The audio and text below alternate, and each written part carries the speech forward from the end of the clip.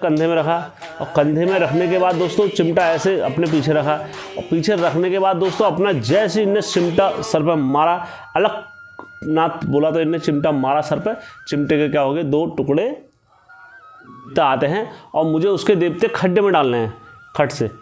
समझ आई? मैं कभी ऐसे काम नहीं करता हूँ। मेरा काम क्या है, देव हाथ में होते हैं नरसिंह देवता, भोलेनाथ जी। मैंने बोला है ये सबके गुरु एक ही होते हैं, गुरु गोरखनाथ जी।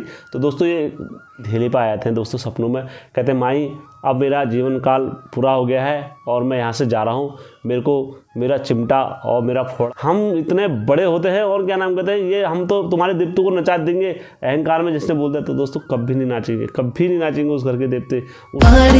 उत्तराखंड घूमू लो क्या टिहरी क्या मुनिशारी, उत्तराखंड घूमू लो क्या टिहरी क्या मुनिशारी। हाचू हाचू हाचू हम पहाड़ी नीचू।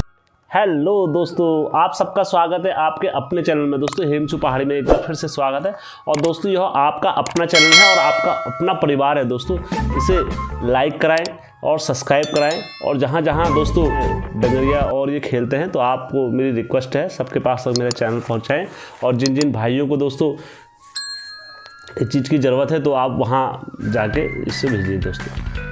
तो दोस्तों जो मेरी आज की कहानी है दोस्तों ये भोलानाथ जी के जीवन पर है। और दोस्तों एक सच्चा डंगरिया क्या होता है और वह कैसे अपना जीवन व्यापन करता है, ये उनकी कहानी है। और उन पर जब देवता आते हैं तो वो किस तरीके से नियम करते हैं अपने, ये सारी उन पर लीला पर कहानी है और सच्ची घटना है दोस्तों। कोई हेम अपने मन से नहीं बोल रहा है और कोई अपने मनगढ़ंत उससे नहीं बोल रहा है दोस्तों। यह मेरे पर कहानी आई है व्हाट्सएप के माध्यम से और मैं उनका नाम दोस्तों उजागर नहीं कर सकता हूं। अगर वो बोल दे कि उजागर करना है तो मैं अगले उसमें बोल दूंगा। तो इसलिए दोस्तों मैं सीधा कहानी पर आता हूं, ज़्यादा ना बोलते हुए। सभी देवी देवताओं को मेरा आदेश स्वीकार हो, अलकनाथ जी को हमारा आदेश स्वीकार हो। अलकनाथ जी अलकनाथ जी अलकनाथ जी, हे भोलानाथ जी हमारा आदेश स्वीकार। भोलानाथ जी को हमारा आदेश स्वीकार हो और भोलानाथ जी को हमारा आदेश स्वीकार हो। हे भोलानाथ जी सदा रक्षा करना। तो दोस्तों जिस किसी व्यक्ति ने भोलानाथ जी की जन्म की कहानी नहीं देखी हो और या वो पहली बार मेरी स्टोरी सुनना हो तो आप मेरा इसमें दूसरा वीडियो है भोलानाथ जी के, उसमें कहानी पर जीवन परिचय पर पूरा, आप वहाँ पर जाके भोलानाथ जी की जन्म कहानी वगैरह देख सकते हैं। तो दोस्तों आपने मेरा थंबनेल देख ही लिया होगा कि किस हिसाब से एक डंगरिये का जीवन परिचय है। तो मैं आज वो अपने कहानी से हिसाब से करता हूँ। तो दोस्तों ज़्यादा ना बोलते हुए मैं सीधा कहानी पर आता हूँ।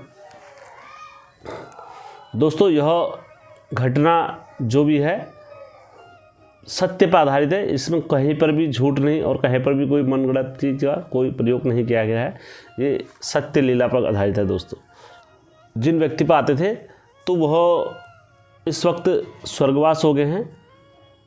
उनके परिवार में से दोस्तों आज भी सब लोग घर पर हैं और भोलानाथ जी की स्तुति और पूजा वगैरह मंदिर में आए दिन नित्य दिन चलता रहता है। और भोलानाथ जी का दोस्तों अवतार आज भी उनके घर में है और उन पे कुल के ऊपर भोलानाथ जी की हमेशा रक्षा बनी रहती है दोस्तों। तो मैं ज़्यादा ना बोलते हुए सीधा कहानी पर आता हूँ। दोस्तों यह एक सज्जन और सत्पुरुष आदमी की कहानी है, इसलिए ध्यान से सुनना। मैं ज़्यादा लोगों को इसमें इन्वॉल्व नहीं कर रहा हूँ, मैं सीधा सीधा कहानी पर आता हूँ।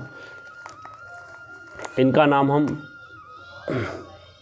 हरीश पांडे जी रख देते हैं और इनके पोते का नाम मदन पांडे जी रख देते हैं। और दोस्तों इनके घर में भी काफ़ी लोग हैं तो मैं उसमें ज़्यादा इन्वॉल्व ना करते हुए सीधा कहानी पर आ जाता हूँ। उनकी जीवन लीला पर, परिचय वगैरह पर, सब चीज़ पर आते हैं। दोस्तों यह बचपन में बहुत ईमानदार और नेकी से अपना काम करा करते थे। जो काम भी अगर इन्हें देते थे निष्ठापूर्वक करा करते थे, क्योंकि दोस्तों बोला जाता है बच्चे के पाँव पालने में दिख जाते हैं। बोला जाता है ना कपूत के पाँव पालने में दिख जाते हैं। और माँ पहले ही बताए थे कि हमारा बच्चा, जो माँ होती है असली घर में, वो पहले ही बताए थे कि मेरा बच्चा ये बन सकता है लाइफ में, क्योंकि माँ असली गुरु होती है सबसे पहले।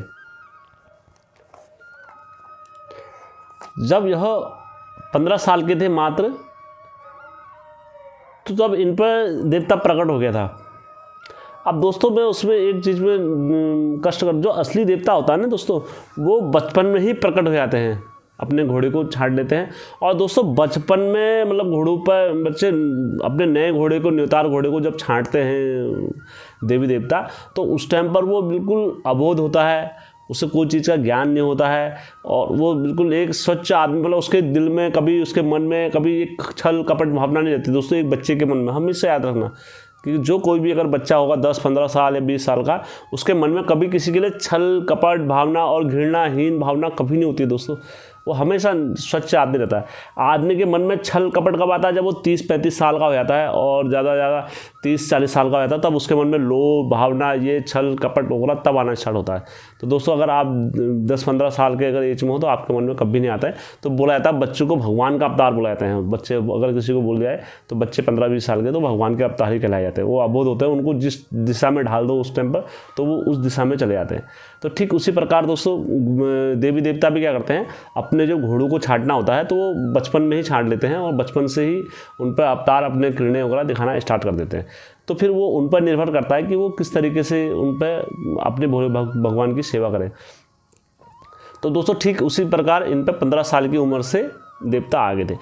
जैसे इन पर भोलानाथ जी का आगमन स्टार्ट हुआ और भोलानाथ जी इन पर प्रकट हुए, प्रकट होने के बाद स्थान गरुड़ में था, तो वहाँ गरुड़ में यह जितने भी वहाँ के लोग थे और सब चीज़ें थे, तो ये इनको इनके परिचय लगना स्टार्ट हो गए वहाँ के लोगों के, गाँव के लोगों को। तो दोस्तों ऐसे समय बीतता रहा, सब ठीक ठाक चलता रहा। ये एक दिन अपनी आर्मी की इनके यहाँ वैकेंसी आई थी तो अल्मोड़ा में, तो ये वहाँ गए, तो इनका खट से भोलेनाथ जी की कृपा से आर्मी में भी हो गया दोस्तों। क्योंकि दोस्तों जिन पर देवता आता है तो वो देवते की लगन से अगर कोई काम भी उठाते तो उनका काम वो सफल हो जाता है देवतों की आशीर्वाद से और कृपा से। तो दोस्तों इन्होंने अपना नित्य दिन क्या करा, अपने कर्म करा और कर्म फौज में ड्यूटी करी। ड्यूटी करने के बाद दोस्तों, कर्म करने के बाद शाम को जब भी इन्हें टाइम मिलता था, शाम और सुबह अपने देवते का दोस्तों नित्य दिन पूजा करा करते थे और नियम से रहते थे। ये नहीं कि हम आर्मी में हैं तो हम कुछ भी कर रहे हैं दोस्तों। जो देवता वाला आदमी होता है वो चाहे कहीं भी रहे तो उसका स्वभाव और जो नियम और धर्म होता है वो साधु की तरह होता है। हर हमेशा साधु के भेष में, साधु का और जोगी की बातें, जोगी का ये रहना, जोगी का ऐसा करना, तो वो जोगी के रूप में ही अपना नित्य दिन करा करता था दोस्तों।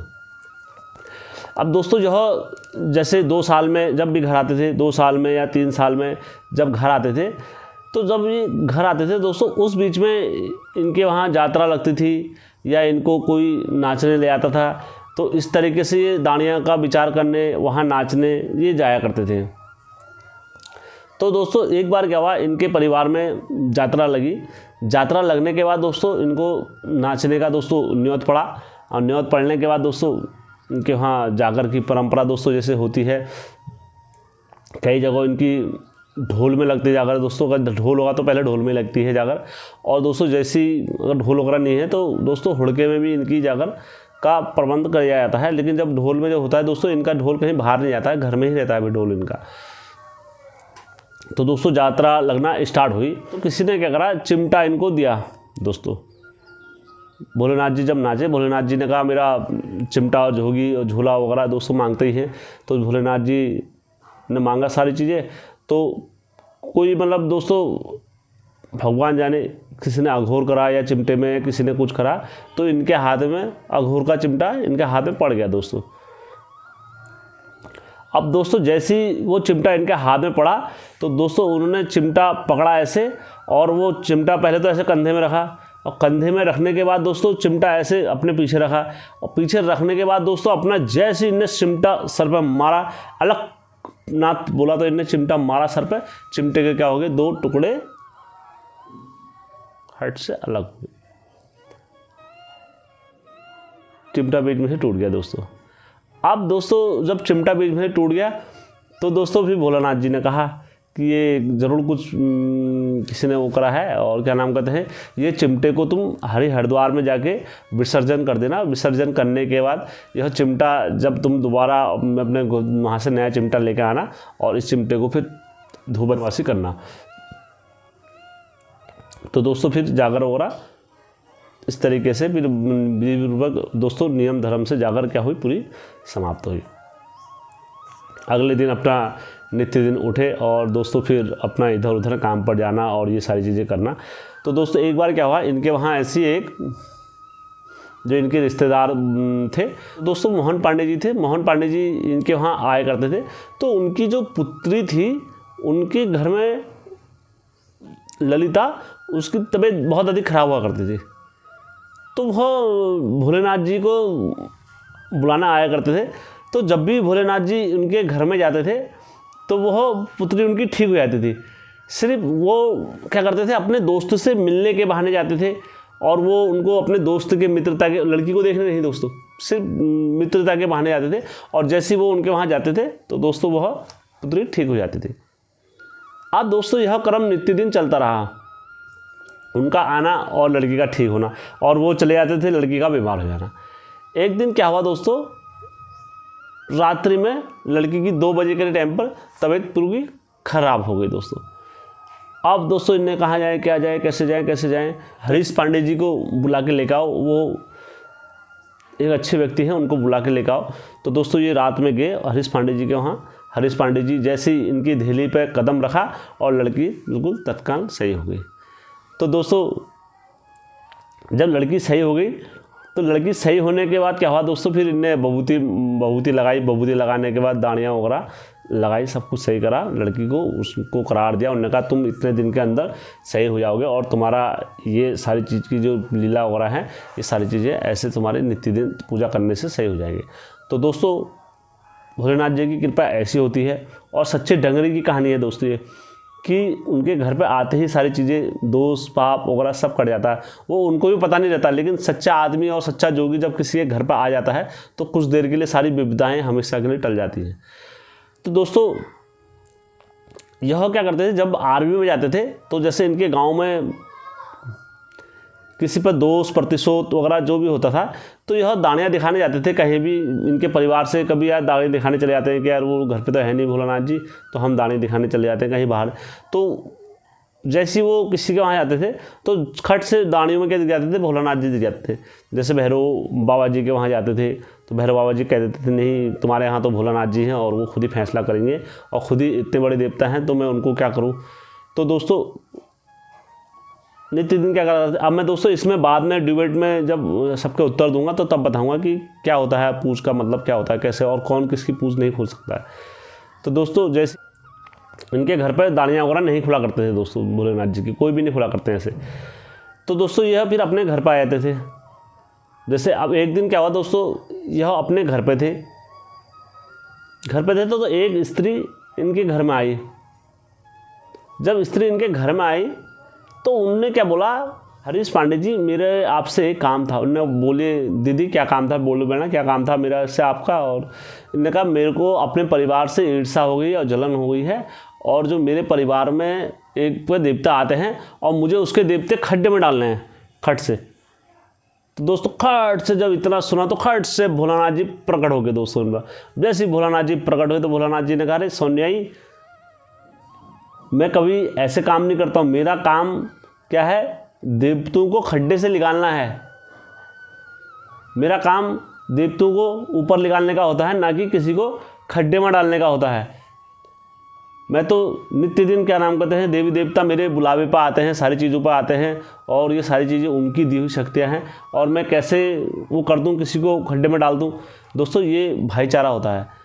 तो सोनिया ने बोला कि अगर आप जैसे मेरा ये कर दोगे तो मैं तुम्हारा मंदिर बनाऊंगी और तुम्हारा ये कर दूंगी, तुम्हें इतनी सारी चीज़ों का चढ़ावा करूंगी। तो भोलेनाथ जी ने सीधा सीधा बोला सोनिया ये सारी चीज़ें करके मैं पाप का दंड भागी नहीं बनना चाहता हूँ और न ही मेरा घोड़ा बनना चाहता है, इसलिए आप अच्छे कर्म लेकर आए हो और अच्छी सोच भावना से लेकर आए हो तो आप रुको, और अगर आप ये भावना से आए हो तो आप यहाँ नहीं टिक सकते। तो दोस्तों वह महिला दास होके चली गई वहाँ से। एक बार क्या हुआ दोस्तों, इनके गांव में जागर का न्योत पड़ा, इनको रात्रि में जागर का न्योत पड़ा। तो दोस्तों इनने अपना वहाँ पर यात्रा वगैरह लगाई, सब कुछ लगाए। तो दोस्तों उनके घर में नरसिंह देवता थे। जब दोस्तों नरसिंह देवता थे तो नरसिंह देवता जैसी उनके घर में नरसिंह का देवता का अवतार नहीं हो रहा था। तो दोस्तों यह दुलैची में गद्दी में बैठे वहाँ पर अपनी जैसी, और दोस्तों इन्होंने जैसी नौ भाई नारसिंह जी का याद करा, और दोस्तों तुरंत नौती नारसिंह वहाँ खेलने आ गए दोस्तों।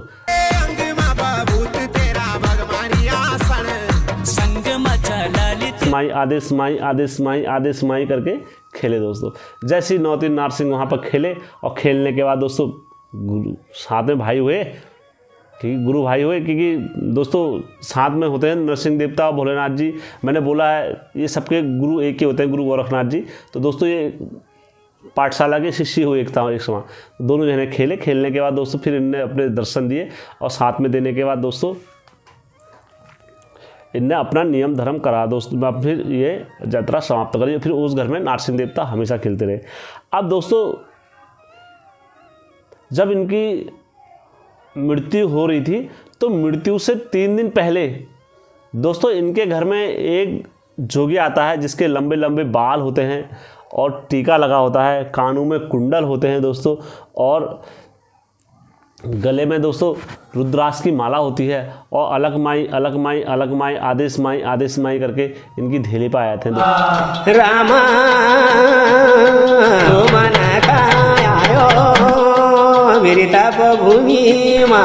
सपनों में कहते माई अब मेरा जीवन काल पूरा हो गया है, और मैं यहाँ से जा रहा हूँ। मेरे को मेरा चिमटा और मेरा फोड़ा और ये मेरी जो शादी सामान होते हैं मुझे दे दो, तो मैं जाता हूँ माई यहाँ से।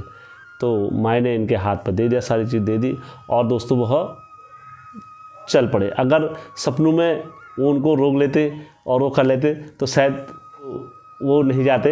तो क्योंकि दोस्तों ये तो होनी है, होनी को कोई नहीं डाल सकता है, क्योंकि सपने में आने से पहले जो असली डंगरिया होता है, जो असली गुरु होता है, वह अपनी जीवन लीला समझ जाते हैं कि मेरी जीवन लीला अब इतने टाइम तक रहेगी, उसके बाद मेरी जीवन लीला कार्य लीला समाप्त हो जाएगी दोस्तों, जो असली डंगरिया होते हैं। तो दोस्तों सच्चे इंसान की कहानी है। और दोस्तों जो असल में जो असली गुरु और असली डंगरिया और जो असली देवी देवताओं को मानने वाला होता है, वो दोस्तों कभी अपना कर्म नहीं छोड़ता देवताओं के भरोसे, कि मेरे पे तो अब देवताओं का अवतार हो गया है, और मैं क्या नाम कहते हैं अब घर में बैठ के पूछ करूँगा और ये करूँगा और मेरा उससे ही जीवन गुजारा होगा। नहीं दोस्तों, आप पर फिर असली देवता नहीं आएगा, कभी नहीं आएगा दोस्तों। आप सबसे पहले दोस्तों क्या करो, कर्म करो। फिर दोस्तों जो कर्म से आप जो भी पैसा कमाओ और जो भी धन कमाओ दोस्तों, वो धन को आप लोगों के भलाई के कार्य में लगा सकते हो, और वो धन को लोगों के जनहित कार्य में लगा सकते हो दोस्तों।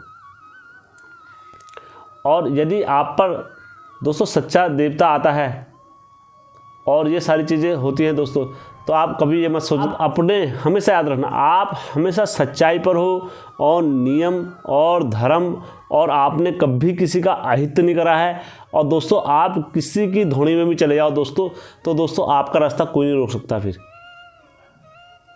सिर्फ क्या होगा दोस्तों, आपकी सच्चाई पर और नियम धर्म पर, ये सारी चीज़ आपके मन में कभी ये कपट नहीं होना चाहिए। किसी के मन में भी, जब डंगरिया कोई भी होता है तो कभी उसके मन में ये कपट नहीं होना चाहिए कि मेरा देवता बड़ा है, मेरे देवते इतने बड़े होते हैं कि उन देवतों को नहीं। दोस्तों आप भलाई के लिए जाओ, कभी भी कहीं पर आपको न्योत पड़ा है तो आप इस भावना से जाओ कि मैं उस घर का जितना हो सकेगा मुझसे भला होगा, और मैं भला करने जा रहा हूँ हे देवी देवताओं, तो आप मेरा इस कार्य में साथ देना। तो आपके सब देवता साथ है। और जहाँ से आपने ये सोच के बोलोगे कि मैं तो गुरु बन के जा रहा हूँ और मेरा गुरु का स्थान होता है, मेरा ये स्थान होता है, मेरा वो स्थान होता है, तो दोस्तों आप जिस घर में आप जा रहे हो उस घर में भी वही देवता हैं, याद रख लेना दोस्तों। और देवता एक ही होते हैं, तो देवता आपको तुरंत पहचान लेंगे, अरे ये तो एक अहंकारी और अभिमानी और गुरु के भेष में या गुरु भाई के भेष में या हमारे साथी संगाती के भेष में ये हमारे घर पे कैसे आ गया। दोस्तों भले वो सब इंसान नहीं समझते, लेकिन देवता एक ज़रूर समझ जाता है कि यार ये क्या हो रहा है, ये छल कपट करने हमारे वहाँ ढोंगी आ गया है, या पाखंड आ गया है, या ये करना आ गया है। तो दोस्तों आप फिर उनके घर पर आपकी कोई बबूदी नहीं गरजती है। आपको अगर कहीं न्योत पड़ा है तो आपको पहले प्रणाम करके, देवतो आप हमसे बड़े हो, आज ये क्या विपदा आ गई जो तुमने मुझे बुला दिया, इसने आपने अपने इस दास को बुला दिया, तो दोस्तों वो देवते खुश हो जाएंगे, वो आपकी सारी बात मानेंगे जहाँ आप जाओगे दोस्तों। जहाँ से आपने बोल दिया कि हम इतने बड़े होते हैं और क्या नाम कहते हैं, ये हम तो तुम्हारे देवते को नचा देंगे, अहंकार में जिसने बोल दिया, तो दोस्तों कभी नहीं नाचेंगे, कभी नहीं नाचेंगे उस घर के देवते उस डंगरिए से, और ना ही किसी के हाथ में आएंगे दोस्तों फिर। तो दोस्तों यही सारी चीज़ें हैं, और मैं आप लोगों को दोस्तों यह कहानी दोस्तों मेरे डालने का उद्देश्य यही था कि दोस्तों एक डंगरिए चाहे जो अपना जॉब भी करे या कहीं भी रहे, तो नित्य क्रम दिन अपनी पूजा और अपने नियम खुद बना सकता है कि मैं अपने देवता के लिए ये कर सकता हूँ, ये कर सकता हूँ, ये कर सकता हूँ, और मैं इससे, और वो फिर नियम से अटिक नहीं होना पड़ेगा। कॉन्वेंसिंग ऐसी कुछ नाम है, और इनका दोस्तों इनने अपना नाम वगैरह नहीं दिया, इनने हम मेरे से सीधा ये बोला है कि वैदांतिक और वांतिक देवताओं को तुम सबको मिक्स कर दे लो दोस्तों, सभी देवी देवताओं को मिक्स कर दे लो, और इसमें क्या नाम कहते हैं हम वो क्या करें दोस्तों। मैं आप सबको पहले बता रहा हूँ, सबसे पहले हमारे लिए क्या है दोस्तों, ठीक है जो हमारे घर के इष्ट हैं तो हैं ही, लेकिन राम से पहले कोई नहीं है दोस्तों, ठीक है। राम से बड़ा राम का नाम है। हमारे जितने भी घर में हमारे जो भी पूर्वज हुए हैं, चाहे वो गुरु गोरखनाथ जी हो गए, चाहे कोई भी हो गए दोस्तों, राम को सभी ने माना है। हमारे सबसे जो हमारे देवी देवता हैं जितने भी पूजनीय हैं सबने दोस्तों, ये तो आज की ये तो 15वीं शताब्दी से बाद के लोगों को मैं आपको बता रहा हूँ, 15 शताब्दी से पहले ये आए और ये करा। क्या उस काल में राम को नहीं माना करते थे? जितने भी घर में थे दोस्तों, राम की लीला का वर्णन शुरू से ही करा जाता है, आपको नहीं भूलना चाहिए। और कोई देवता बोल दे, कोई भी देवता आ जाए आगे आगे बोल दे कि मैं राम से बड़ा हूँ, मैं राम को नहीं मानता, ये नहीं मानता, तो दोस्तों फिर हम वो देवते को नहीं मानते। दोस्तों राम का नाम सबसे बड़ा है, राम के लिए जो इज्जत दोस्तों हमारे दिल में है दोस्तों, वो दोस्तों कहीं नहीं है दोस्तों। हमारे प्रभु महादेव जिनको अपना इष्ट मानते हैं दोस्तों, महादेव बोलते हैं राम जी हमारे इष्ट हैं। ऐसा जीवन व्यापन करके दिखाओ, राम जैसा चरित्रवान बन के दिखाओ कोई दोस्तों। तो हमारे सबसे पहले हमारे लिए राम है, राम पूजनीय है हमारे। तो इसलिए मैं आपसे विनम्र निवेदन करना चाहूँगा कि राम को पहचानो, हमारे राम जी हैं। हमें राम की लीला और राम का बखान हम कहीं पर भी किसी वक्त भी शुरू हो सकते हैं दोस्तों। राम हमारे वो हैं, राम हमारे दोस्तों कण कण में, और राम हमारे खून में बसते हैं, राम हमारे हर नाभि में बसते हैं दोस्तों। तो आशा करता हूँ आपको मेरा जवाब मिला होगा यहाँ से, ठीक है। और आपको कोई असंतुष्टि वगैरह कुछ भी होगी तो आप मुझसे बोलना, मैं फिर आपको जवाब वगैरह दूंगा दोस्तों, ठीक है। है प्लीज़ क्या नाम कहते हैं भाई जी, क्या नाम कहते हैं, आप हमारे लिए कहानी कब लेके आ रहे हो, और ये मिलने वगैरह नियम। मैंने आपको दीपक जी पहले वाले जब वीडियो दिखाया था तो उसमें भी मैंने नियम बताए थे दूसरी बार में आपको, और फिर इसमें मैंने आज ये सच्चे डंगरिए की कहानी डाल रखी, जीवन लीला पर डाल रखी उनके आधारित। ये यही कहानी से आप जोड़ सकते हो, सीख ले सकते हो इसमें भी, ठीक है। तो मैं आशा करता हूँ इसमें भी आप लोगों को जवाब मिले। इस जायसवाल जी का जवाब आया है कि भाई जी तुम मतलब पागल तो नहीं हो गए अभरता से कि क्या नाम कहते हैं कतुरु की जागर तो हुड़के में लगती नहीं है, और ये सो मैंने जायसवाल जी इसमें मैंने बोला हुआ है, और कतुरु इतने बड़े भगवान होते हैं, और इस टाइप से बोला हुआ है। देखो पहली बात, दो चीज़ मैं उदाहरण लूँ। पहले आपने मेरी पूरी कहानी तो सुनी नहीं, आपने बीच में से ही बोल दिया कि ये, अगर आपने उसमें अगर पूरी कहानी सुनोगे तो मैंने उसमें बोला हुआ है कि हुड़के में जागर नहीं लगी है, और जागर हुड़के में लगाई तो इस तरीके से ये हुआ, और बाद में उनने पूज लगी, ढोल लगी। हमारे उत्तराखंड में मैं आपको बता रहा हूँ ऐसे कई घर हैं जहाँ कतुरु की जागर हुड़के में लगती है। मैं दिखा दूंगा आपको दोस्त प्रमाण के साथ, जिनको है ही नहीं पूजा का विधि विधान पता ही नहीं है किसी को।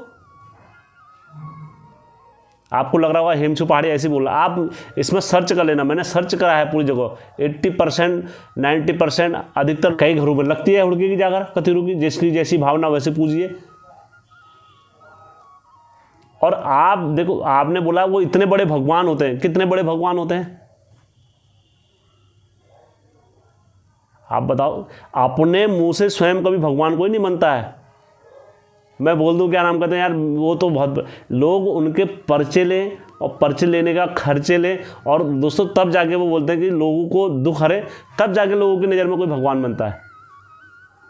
और मैं बोल दूं नहीं नहीं वो तो इतने बड़े भगवान होते हैं, इतने बड़े भगवान होते हैं, भगवान होते हैं। तो दोस्तों ऐसे कोई दबाव से किसी पर कोई भगवान नहीं बनाया जाता है। आप किसी पर दबाव डाल के किसी को भगवान नहीं बनाया जा सकता है। ठीक है, आप बोल दो कि जबरदस्ती के वो ऐसे भगवान थे, ऐसे भगवान थे, नहीं। अगर आप, ठीक है, आपने इतनी बड़ी बात बोली है कि क्या नाम कहते हैं वो आप हैं, तो ठीक है, आप जाओ जहाँ जहाँ घरों में जहाँ जहाँ दिक्कत चल रही है वो चल रही है, आप सही करो सारी चीज़ें। हम नतमस्तक हैं आपके चरणों में, सारी चीज़ में हम मानेंगे आपको। आप हमारे उत्तराखंड की सारे दुख विपदा हरो और हम मानेंगे आपको भगवान। आप उतने नियम धर्म करो। एक वीडियो बनाने के लिए और एक वीडियो सर्च करने के लिए इतनी मेहनत लगती है। और दोस्तों हम किसी को तुरंत जाके और बोल देते हैं कि यार ये गलत है, ऐसा है। ठीक, मैं जबकि बोलता भी हूँ कोई भी कहानी देने से कि यदि किसी भाई को लगे इसमें कैसे सुधार हो सकता है, तो आप विनम्रपूर्वक पूछ सकते हो मुझसे कि यार भाई जी ऐसा। और कई बड़े गुरु और कई संतों का मेरे पास आशीर्वाद है और क्या नाम कहते हैं वो मुझे सीख देते हैं। और कहीं पर मेरे से गलती भी होती है तो मुझे बताते हैं कि बेटा इसमें ऐसा ऐसा हो, क्योंकि आप लोगों के लिए ही मैं बना रहा हूँ ये कथा वगैरह। लोग ही अगर ऐसा करोगे तो दोस्तों कैसे हो पाएगा बताओ। यह कथा आप लोगों की है दोस्तों, हमारे भगवानों की है। और दोस्तों हम चाहे हमारे कतरू करू के हो, चाहे हरजू करू के हो, चाहे कोई भी, मैंने कितने बार बोला, सबसे बड़े जो सर्व पूजनीय होते हैं वो महादेव होते हैं। कतूरी लोग अगर खुद भगवान थे तो महादेव के उत्तराखंड में जितने मंदिर थे तो उनको मंदिर स्थापित करने की क्या जरूरत थी? अपने काल में खुद अपने मंदिर बनाते ना यार, इतने बड़े बड़े अपने मंदिर बनाते, अपने मंदिर स्थापित करते। क्यों माताओं के मंदिर करे स्थापित, और क्यों क्या नाम कहते हैं जितने भी महादेव के मंदिर जितने भी वो करे उनने ही क्यों करे? क्योंकि वो तो खुद भगवान थे, भगवान को अपने मंदिर बनाने की जरूरत थी। हाँ, असली देवता होगा वो कभी अहम भाव वाली बात नहीं करेगा। जिसकी जैसी भावना वैसे पूजिए, और देवता होगा तो आएगा। देवते को अगर देवते को अंतोष लगा होगा, देवते को दोष लगा होगा, देवते को कुछ लगा होगा तो देवता नहीं आएगा। कितना हुड़का फोड़ लो, कितना ढोल पीट लो, कितना कुछ कर लो दोस्तों आप। तो मैं आशा करता हूँ आपको मेरे बातों से संतुष्टि होगी। अगर नहीं हुई होगी तो मेरा ये फेसबुक में आ जाना और मैं आपको अपना नंबर दे दूँगा। मैं खुद बात करूँगा आपसे इस विषय में। आप आ जाना मेरे पे, कचरू की जीवन लीला पे आ जाना, मैं भी बात करूँगा, आप भी बात करो। और अगर आप दे सकते हो प्रमाण और तथ्य तो मैं भी बात करता हूँ आपसे, और तथ्य और प्रमाण पर ही बात होगी फिर। कि ऐसे नहीं कि क्या नाम कहते हैं मैंने बोल दिया कि भगवान थे और तुमने बोल दिया नहीं थे, और ऐसे मेरे को प्रमाण देना आप जहाँ जहाँ दे सकते हो। क्योंकि हेमचू पहाड़ी चैनल में दोस्तों मैंने कभी, अभी जब से इसमें कोई कहानी डाली, मेरे दिल में कभी किसी के लिए ये नहीं है कि इस देवता को मैं नीचे दिखा के और उस देवता को श्रेष्ठ बना दूँ। हर किसी देवता को मैंने एक समान लिया है, चाहे कोई भी हो, चाहे बड़ा कोई छोटा या कोई भी हो। जिसकी जीवन लीला जैसी थी मैंने वो प्रयास करने का वो करा है। और तथ्यों के आधार पर, अगर किसी को बारे में गलत भी बोला है तो ऐसे नहीं बोला, मैंने प्रमाणों के आधार पर बोला है, और तब जाके वो मैंने हेमचू पहाड़ी चैनल में डाला है। तो मैं आशा करता हूँ जैसे आज की कहानी भी भोलानाथ जी की आई है, तो ये तथ्यों प्रमाणों के आधार पर मेरे को दी है एक परिवार से, और आज भी उनके घर में उनकी रक्षा है। अब दोस्तों आज हमारे एक सब्सक्राइबर हैं जो इंस्टाग्राम पर मेरे पर लगातार आए दिन मतलब मैसेज करे आ रहे हैं, सर हमें पठान देवता की कहानी का वर्णन बता दो, पठान देवता की लीला का बारे में बता दो सर, हमें पठान देवता के बारे में जानना है, मुझे बहुत भक्त है। मैंने बीरू की लीला के ऊपर मैंने पहले वो बनाया था कि एक वीडियो बनाया था पूरा उसमें, तो आप वो वीडियो देख सकते हो कि क्या नाम कहते हैं। मैंने माफ़ी चाहूँगा कि मेरे पर कोई ऐसी वीर देवता की कहानी, ऐसे पठान देवता की कहानी है नहीं कि जो मैं आप लोगों तक पेश कर सकूं। ठीक है, तो मैं आपसे रिक्वेस्ट है मेरी, हाँ आपको कोई और देवता की कहानी चाहिए हमारे उत्तराखंड से रिलेटेड, और कोई भी देवता जैसे तो जिनकी लीला हो तो मैं वो प्रयास करूँगा। क्योंकि पठान देवता होते हैं, मैं ये नहीं करता हूँ, मैं उनका सम्मान भी करता हूँ। दाढ़ी वाले को सलाम, लाल वाले को सलाम, टोपी वाले को सलाम, सबको हमारा सलाम हो। क्योंकि हम सबका मान सम्मान करते हैं, किसी का अपमान नहीं करते हैं।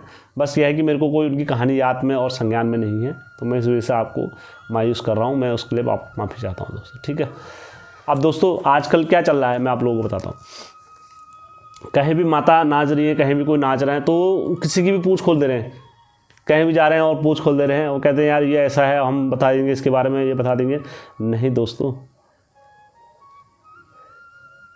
कहीं भी हो, कहीं भी चले जाओ, आप पैताल में चले जाओ, आकाश में चले जाओ, कहीं भी चले जाओ दोस्तों, अगर माता अगर नाचती है तो अगर उन्हें दिख जाता है कि घर में दासी दानियाँ खोलते हैं, तो अगर दिख जाएगा ये कल्विष्ट है, तो फिर दानियाँ नहीं खुलती कल्विष्ट देवता की।